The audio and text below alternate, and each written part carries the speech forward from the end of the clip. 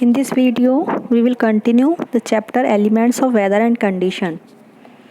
हम पढ़ रहे थे zones, उसमें heat zones. फर्स्ट है आपका इसमें torrid zone, temperate zone and frigid zone. Location क्या है टॉरिड जोन की? Between the tropic of cancer and the tropic of capricorn, दोनों के बीच में क्या है? Torrid zone. टेम्परेट जोन की location between the tropic of cancer and arctic circle. And the frigid zone की location between the north pole and the arctic circle. Features क्या हैं?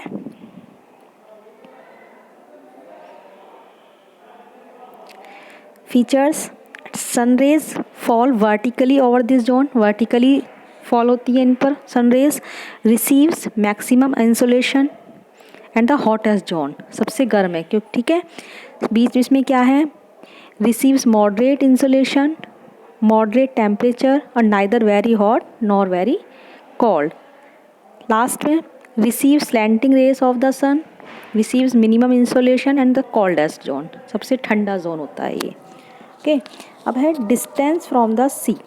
क्लाइमेट जो है किस पर डिपेंड करता है? वहाँ के डिस्टेंस फ्रॉम द सी, कि समुद्र से दूरी कितनी है. She has a moderating effect on the climate of a place. Places near the sea are neither too hot nor too cold. This is due to the land breeze and sea breeze. Land heats up and cools down faster than the sea during the day. The land is warmer than the sea. The air over the land is hot and becomes lighter and rises. This causes the cool air from the sea to take its place. This is known as sea breeze. At night the sea is warmer than land. रात में क्या होता है? सी जो है वो ज़्यादा warm होता है किससे? लैंड से. दिन में उल्टा होता था. Warm air over the sea becomes lighter and rises. गर्म जो हवा होती है वो उठती है. This cause the cool air from the land to take its place. This is known the land breeze. अब आती हैं आपकी winds. Winds also have an impact on the climate of a place. Winds भी क्या है? Impact करती हैं किसी जगह के क्लाइमेट को. The warm winds raise the temperature of a place. जो गर्म हवाएं हैं वो किसी जगह के टेम्परेचर को क्या करेंगी? इंक्रीज करेंगी ऑब्वियसली, ठीक है. Whereas the cold winds lower the temperature of a place. Ocean currents. Warm ocean currents increase the temperature. जो वार्म ओशियन करेंट्स होती हैं वो क्या करती हैं? टेम्परेचर को बढ़ाती हैं. वाइल कोल्ड ओशियन करेंट्स जो हैं decrease the temperature of the near by coastal areas. Other factors like slope of land, relief, cloud, soil, vegetation, cover also influences the temperature of a place. इसके अलावा ये भी हैं जो temperature को effect करती हैं. Measurement of temperature. मेज़रमेंट कैसे होता है टेम्परेचर का? The instrument use to measure the temperature of air is called a thermometer. जिस इंस्ट्रूमेंट से इसको मेज़र किया जाता है इसको क्या बोलते हैं? Thermometer. Temperature of air is a measured in degree. Degree में हम उसको मेज़र करते हैं. The scales use to measure temperature आज फ़ारेनहाइट. जो इसको स्केल यूज़ होता है उसको क्या बोलते हैं? Fahrenheit scale, 0 degree Fahrenheit. And Celsius scale, 0 degree Celsius. In India mostly the Celsius scale is used. India में मोस्टली सेल्सियस स्केल यूज़ किया जाता है. On this scale the boiling point of water is 100 degree Celsius and freezing point of water is 0 degree Celsius. जो आपका पानी होता है वो कितने डिग्री सेल्सियस पे बॉयल होता है? 100 डिग्री पर. और जो ठंडा होता है वो कितने पे होता है? 0 degree Celsius. All the Fahrenheit scale these points are 215 Fahrenheit and 32 degree Fahrenheit respectively. अगर हम इसको फ़ारेनहाइट की बात करें, सेल्सियस में देख रहे थे ना, अगर फ़ारेनहाइट की बात करें तो 212 और 32 degree Fahrenheit. The temperature on, या आप देख लेना इसको. Okay. Atmospheric pressure. Air has wait which exerts pressure on everything on the earth's surface. This is called atmospheric pressure. ठीक है, हाई प्रेशर से लो प्रेशर की ओर जो विंड बहती हैं, विंड जो चलती हैं, उसको क्या कहते हैं आप? उसको क्या कहते हैं? उसको विंड कहते हैं। और जो वायु है, जो हवा विंड है, वो हमारे जो बॉडी है उस पर उच्च हाई प्रेशर के साथ क्या लगाती है? बल लगाती है, प्रेशर लगाती है। ठीक है, किंतु हम इसका क्या करते हैं? फील नहीं कर पाते हम इस चीज़ को। ठीक है, यह इसलिए होता है क्योंकि जो इसका प्रेशर है वो हमारे ऊपर चारों डायरेक्शन से लगता है और हमारा जो बॉडी है वो इसके अपोजिट प्रेशर डालती है बॉडी पर। ठीक है, तो क्या हुआ, जो अर्थ है उस पर जो वायु है, जो विंड है, वो जो अपना प्रेशर लगाती है, ठीक है, अपनी जो प्रेशर लगाती है उसको क्या बोलते हैं? Atmospheric pressure. तो जैसे जैसे हम ऊपर की तरफ बढ़ते हैं वायु का प्रेशर क्या है? कम होने लगता है। और समुद्र पर, सी लेवल पर क्या होता है? वायु का प्रेशर होता है बहुत ही ज़्यादा होता है, और जैसे जैसे ऊंचाई पर जाते हैं वो क्या होता है? घटता जाता है। Atmospheric pressure is measured by an instrument called a barometer. Atmospheric pressure को जिससे नापते हैं क्या है? Barometer. The unit in which air pressure is measured is called millibar. इस यूनिट में करते हैं मिलीबार में। फैक्टर्स अफेक्टिंग एटमॉस्फेरिक प्रेशर, कौन कौन से फैक्टर्स हैं जो एटमॉस्फेरिक प्रेशर को अफेक्ट करते हैं? Atmospheric pressure is not the same everywhere, सब जगह एक सा नहीं होता है। It varies from place to place. There are many factors that affect atmospheric pressure such as altitude, temperature and the presence of the water vapour. Altitude same इसमें भी है, सब जगह सेम नहीं होता है, डिफरेंस होता है। इस तरह altitude, temperature and water vapour इन पे इफेक्ट करता है वो। Air pressure is the highest at the sea level. Highest कहाँ होगा? सी लेवल के पर हाईएस्ट होता है, मैंने आपको पहले ही बताया। And decrease with the height, जैसे जैसे हाइट बढ़ेगी वैसे वैसे कम होता जाएगा। ठीक है, next temperature. With an increase in temperature air expands and becomes light and subsequently less dense. Third है water vapour. Air which has water vapour is lighter than the air which has little और no water vapour. Okay, अब आती है pressure belts. ये है आपकी pressure belt. The atmospheric pressure is not the same all over the globe. It varies from place to place. It is generally modified by the rotation of the earth. Rotation, earth के rotation के साथ साथ ये change होता रहता है। There are 4 major pressure belts on the earth. These are as follow. कौन कौन सी हैं मेजर बेल्ट? फर्स्ट है आपकी equator low pressure belt, sub tropical high pressure belt, sub polar low pressure belt and the polar high pressure belt. These pressure belts are not permanent. They keep shifting northwards or southwards with the movement of by the sun by 10 degree. Next आती हैं आपकी winds. Air moves in the horizontal as well as vertical direction. Air that moves in the horizontal direction is called wind. The vertical movement of the air is called air current. Air blows from high pressure areas to low pressure areas. The direction of the wind is determined with the help of an instrument called a wind vane. The speed of the wind is measured by an anemometer.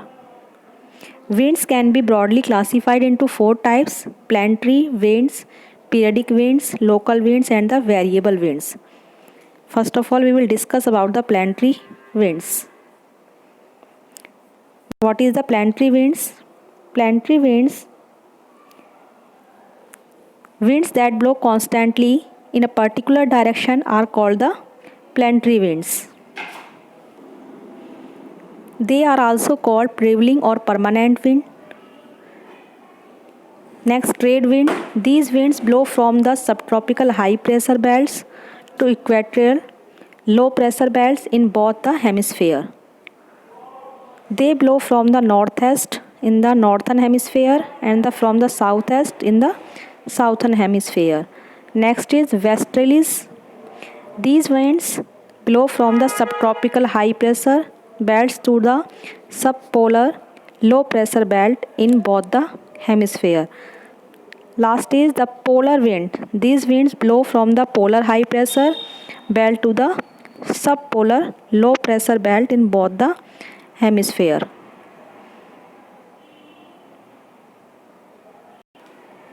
Periodic wind. The wind that change their direction periodically are called the periodic wind. They are caused by the unequal heating and cooling of the surface of the earth and difference in atmospheric pressure. Monsoon wind and the land and the sea breeze are example of periodic wind. Next is local wind. These winds blow over small areas from a short time. Most of these winds are seasonal winds. Lu, Chinook and the Foy is the example of the local wind. Next is variable wind. Cyclonics and the anticyclones are example of variable winds. A cyclone is an area of low pressure surrounding by high pressure. Next आता है आपका humidity. Humidity is defined as the amount of water vapour present in the air. Air में जो नमी की मात्रा है, पानी की जो मात्रा है, वो क्या कहलाती है आपकी humidity. Water vapour present in the atmosphere comes from the evaporation of water bodies. It is closely related to the temperature. If the temperature is high, the rate of evaporation will be more and humidity will be high. Likewise, low temperature will result in low humidity. Temperature high होगा तो क्या होगी, evaporation भी high होगा तो humidity क्या होगी, high होगी. The instrument used to measure humidity is called the hygrometer. जिससे मेज़र करते हैं उसको क्या बोलते हैं, hygrometer. नेक्स्ट है आपका कंडेंसेशन. कंडेंसेशन क्या होता है, When moist air rises upwards, जब जो एयर होती है उठती है, it cools and water vapor present it change to water. और जो उसके साथ क्या है, वाटर में चेंज हो जाती है. जब हवा, गर्म हवा ऊपर उठेगी सी में से, ऊपर एटमॉस्फेयर के साथ मिलके नीचे क्या होती है, पानी की बूंदों के रूप में आती है. उसको क्या बोलते हैं आप, condensation. The temperature at which condensation take place is called dew point. The different forms of condensation are as follow. Different forms कैसे कैसे बनती हैं उसकी कंडेंसेशन की. फर्स्ट होती है आपकी cloud. They are formed when water vapour in the air condense around dust particles into tiny drops of water. When these drops of water come together clouds are formed. देखिए होता क्या है, जब जो है जलवाष्प जो होती है हमारी, जब वो ऊपर उठती है, ठीक है, जब वो ऊपर उठती है तो ठंडा होनी शुरू हो जाती है. और फिर क्या होती है, ठंडी होकर वापस क्या बनती है, जल की बूंदें बन जाती हैं वो. और बादल जो है इन्हीं जल बूंदों के एक क्या होते हैं, एक तरह से इकट्ठा होकर वो क्या बन जाते हैं, बादल बन जाते हैं. और जब ये बूंदें इतनी भारी हो जाती हैं कि ऊपर नहीं रह सकती, ठीक है, तो क्या होती है, वर्षा के रूप में, रेन के रूप उसमें नीचे आ जाती हैं, जिसको बारिश आती है. Okay. These are three types of cloud based on their shape and height and which they are formed: cirrus, cumulus and the stratus. Dew किस तरह से फॉर्म होते हैं, it is formed when moist air comes into contact with cold surface. जो moist air है वो किसके contact में आती है, कोल्ड सरफेस के कांटेक्ट में आती है, तो क्या होता है, ड्यू बनते हैं. And condenses into drops of water. First, when the temperature drops below the freezing point, dew or water vapor condenses to form ice or crystal called frost. Fog, when condensation take place at the lower layer of the atmosphere close to land or above water bodies, fog is formed. उस time क्या बनते हैं आपके, fog बनते हैं. अब आता है आपका precipitation. When small water droplets join together, they grow in size until they become too heavy to float in the air and start falling down. This process is called precipitation. The main forms of precipitation are rain, snow, sleet and hail. The instrument use to measure rainfall is called a rain gauge. जो मैंने अभी आपको बताया, पानी पहले वो जलवाष्प जो होती है वो ऊपर उठती है, ठंडी होनी शुरू हो जाती है और ठंडी होकर क्या बनती है, वो बूंदें बन जाती हैं पानी की। और जब बूंदें इतनी भारी हो जाती हैं कि वो ऊपर नहीं रह सकती तो वो नीचे बारिश के उसमें वापस आ जाती हैं। ठीक है।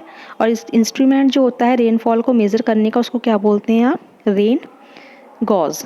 रेनफॉल भी 3 टाइप्स की हैं आपकी, conventional rainfall, organic orographic rainfall and the cyclonic rainfall.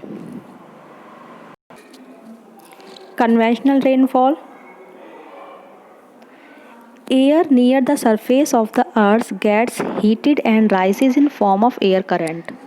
When this warm and moist air reaches higher up, it expands and loses heat. The water vapor in the air condenses and cumulus clouds are formed. These clouds cause heavy rainfall that is accompanied by thunder and lightning. This is conventional rainfall and is experienced in the equatorial region. Cyclonic rainfall. In a cyclone, winds from all sides blow towards the center, causing different air masses to meet. As cold air is denser, it remains near the ground, whereas the warm air rises. The rise is warm, air cools and condensation take place. Next है आपका orographic rainfall. When a mountain or a hill comes in the path of moisture laden wind, the wind moves up and in the process the moisture cools and condensation and precipitation take place. This is called orographic or relief rainfall. Okay, this chapter has been completed. इसे आप अच्छे से read करिए 2 बार, तब आपको ये अच्छे से समझ में आएगा. Okay, thank you.